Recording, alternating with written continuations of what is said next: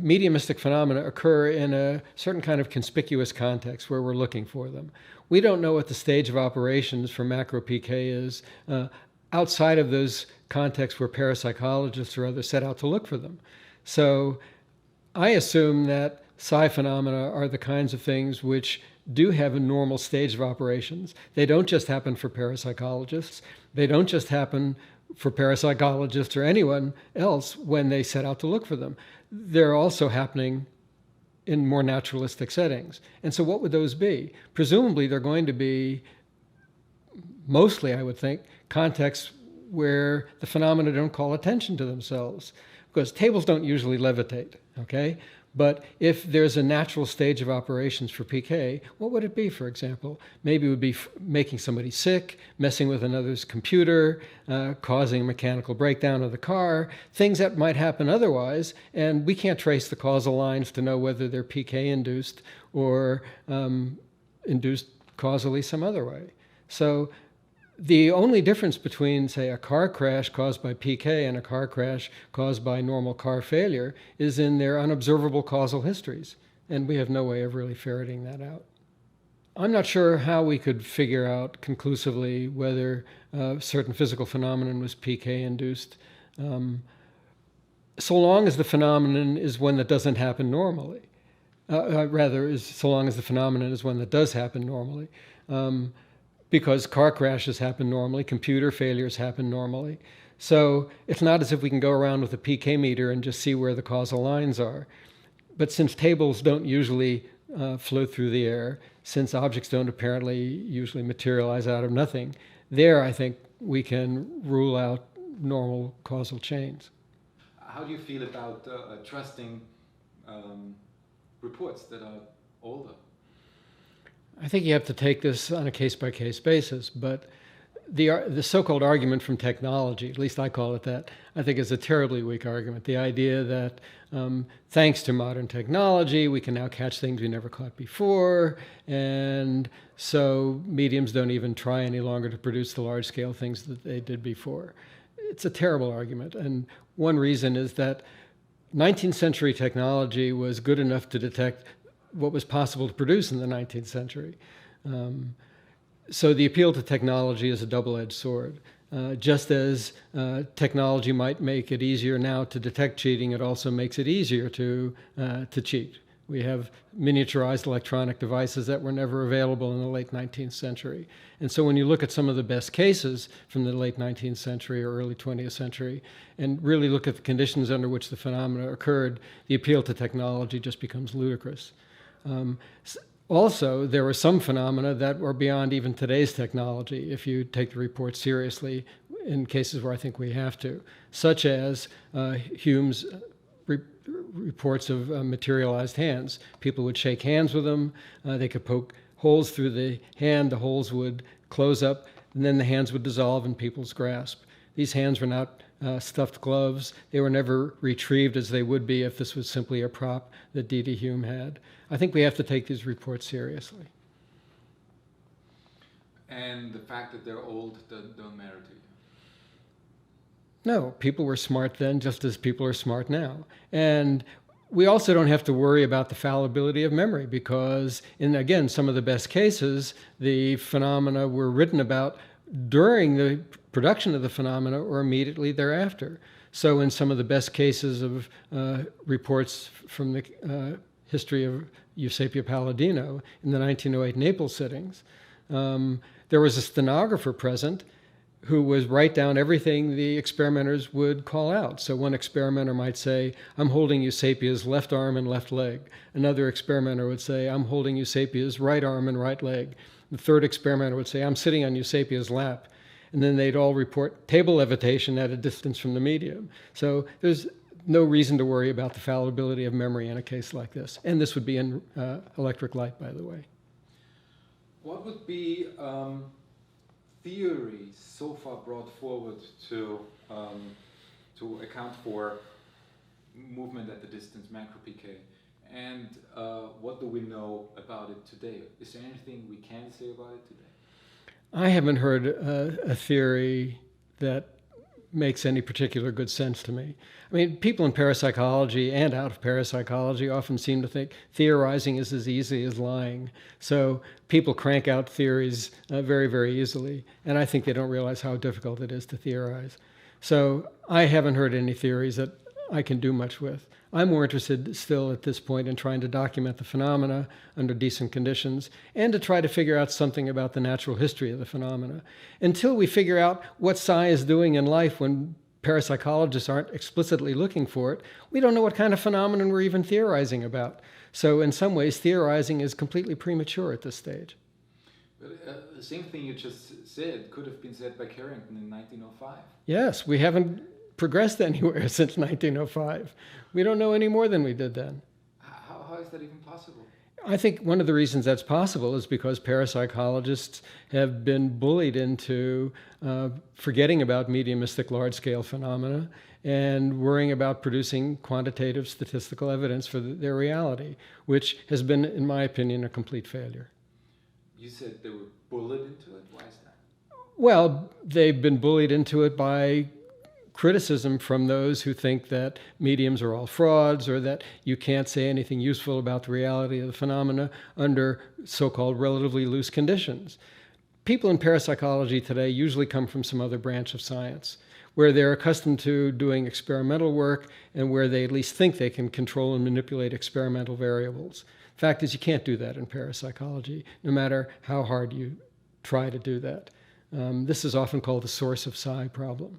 And most people in parapsychology who do experimental work act as if everybody involved in an experiment is going to adhere to a kind of idiotic gentleman's agreement, where the official subject will use only the psychic abilities being tested for, and only when the experimenter's gun goes off, not before, not later, and that nobody else even remotely connected with the experiment would use any psychic abilities they might have to muddy the evidential waters. It's completely ridiculous. And the fact is, since we can't prevent psi from some other onlooker or from the experimenter from influencing the final results, we can't say who's responsible for what and at what time.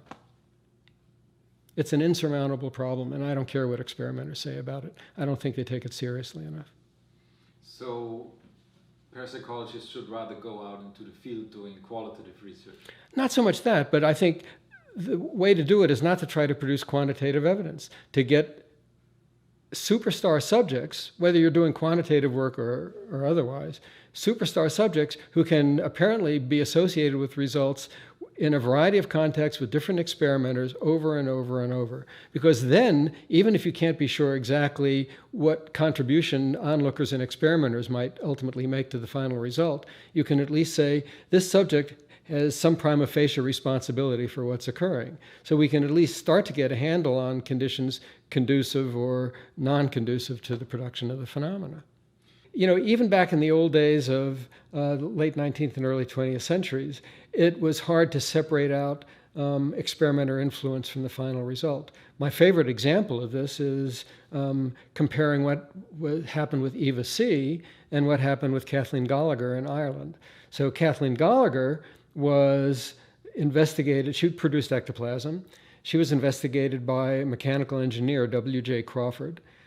Miss Gallagher's ectoplasm seemed to Crawford to be able to levitate tables by acting as if it were a cantilever. So the ectoplasm would come from her body, brace itself on the floor, and then rise up and lift the table. Now that's exactly the kind of thing that would have appealed to Crawford as an engineer, as for an explanation about how the table was raised. Now, meanwhile, on the continent, people who weren't engineers, but who were physiologists, like Richet and Schrenk-Notzing and others, were investigating Eva C., and her ectoplasm behaved much more organically and biologically. So there were reports of the stuff oozing out of Eva C. and then forming a little hand with fingers that waved. Now, here's the opportunity that was missed, because people at the time were not taking seriously experimenter effects in parapsychology.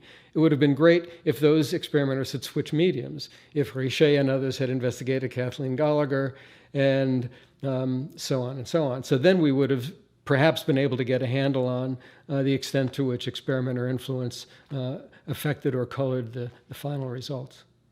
How do you feel about ectoplasm? Has it ever been chemically analyzed? To my knowledge, no ectoplasm has been chemically analyzed, and that's usually because mediums say it has to be drawn back into the medium's system. The closest I've come to that is the material I took off the gold leaf lady, Katie.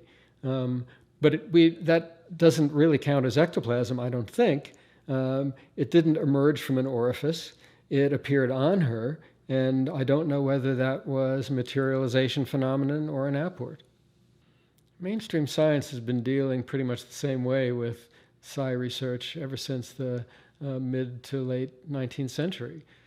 And by that I mean there have always been a few, and usually only a few, scientists who were willing to conduct an open-minded inquiry into the phenomena. Usually there was a kind of broader and knee-jerk skeptical reaction to the phenomena. It couldn't possibly occur. It's incompatible with the world as we know it, yada, yada, yada. And that hasn't changed. And what also has not changed over this time is the level of dialectical inadequacy in dealing with the phenomena. Usually the same sorts of skeptical arguments are trotted out over and over and over, and they're conspicuously weak. They're so conspicuously weak that the critics of parapsychology would be very quick to cry foul at ad hominem attacks or straw man arguments if they had been directed against them instead. But they don't think twice about doing that to psi researchers. So they very easily generalize from the weakest cases or just attack the credibility of the researcher. Going a step further, how is the research of macro PK and physical phenomena treated within the psi community or parapsychology? I was astonished to find when I started getting into all of this that psi researchers had very strong opinions about the evidence for macro PK, but didn't actually know what that evidence was. That, like many of my colleagues in the sciences, they had taken the word of people who themselves didn't really know the evidence for macro PK, but who had very skeptical opinions, and took them as well-founded. So I originally bought into that myself. So my first book on parapsychology was about the experimental evidence, because I thought at the time that that had to be the best evidence. After I wrote that book, I realized that I didn't really know this other evidence for macro PK, but I should at least inform myself about it, and I expected that the usual skeptical objections would simply be supported. And to my surprise, the evidence bowled me over. And what I discovered was there were various myths that were being promulgated about the evidence for macro PK that were completely mistaken. And the people within parapsychology who had the strongest opinions against macro PK were the people who actually knew the least about it. So it would be safe to say that within the parapsychological community, people do accept ESP as a fact, but have difficulties accepting macro PK as a fact. There's always been a tendency to take the mental phenomena more seriously than the physical phenomena. So in England, in the SPR, for example, the mental phenomena of mediumship were always considered the higher phenomena of mediumship, and the physical phenomena were called the lower phenomena. Now, whether that had to do with just a Victorian repugnance for anything organic or bodily, I don't know. But that's a long-standing attitude.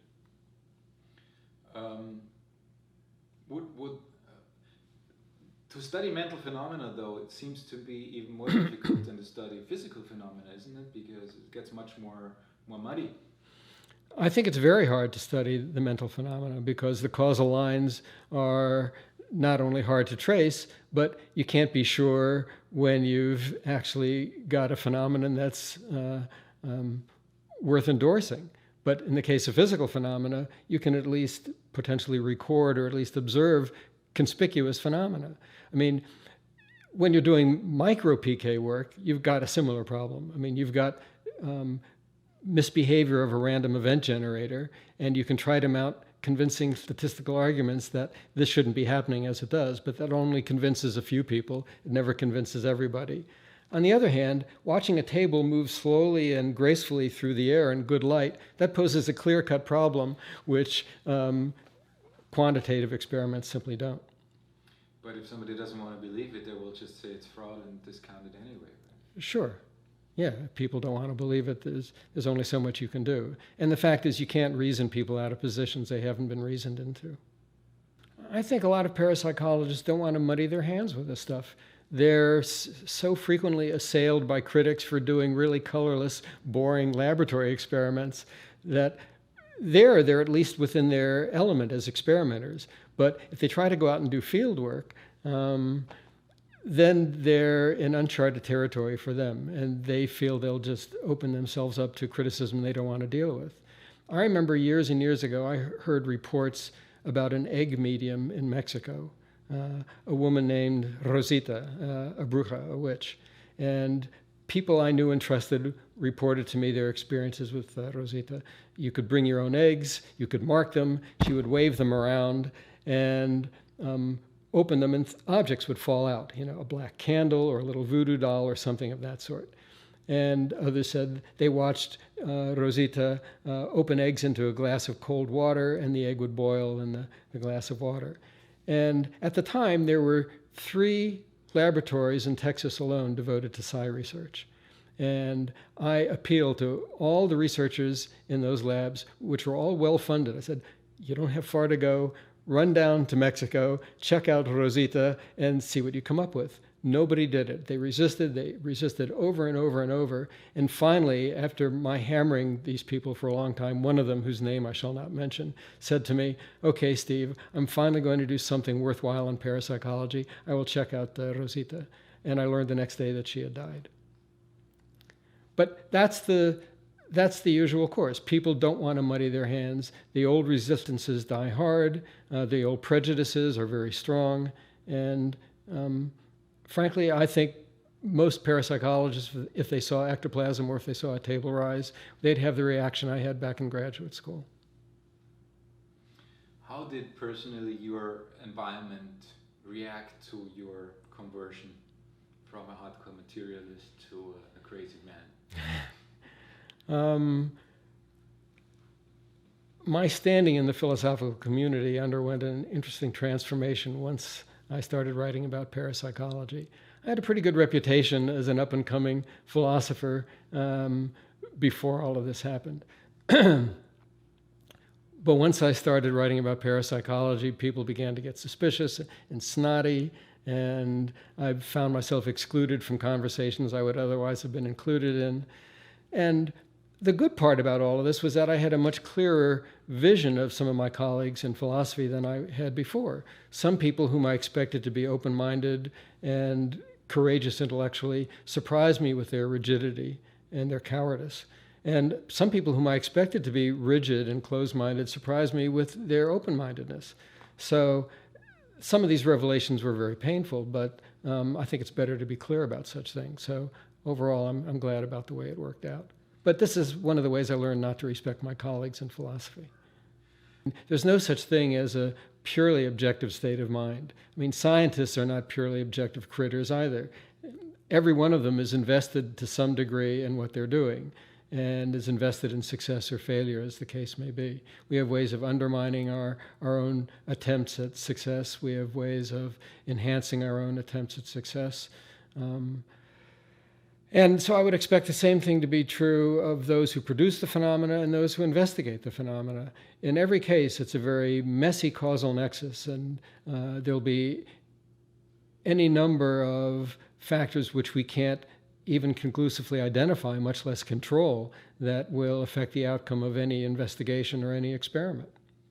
I would expect the causal parapsychological world to mirror that of the causal non-parapsychological world. So I'd expect, in fact, to find cases where paranormal events are causally overdetermined, where there could be any number of things, any one of which individually could have been responsible, and we have a difficulty saying which one, in fact, was responsible. So there are plenty of events in the normal world which are causally overdetermined. Do you need an example? Do you have a good one?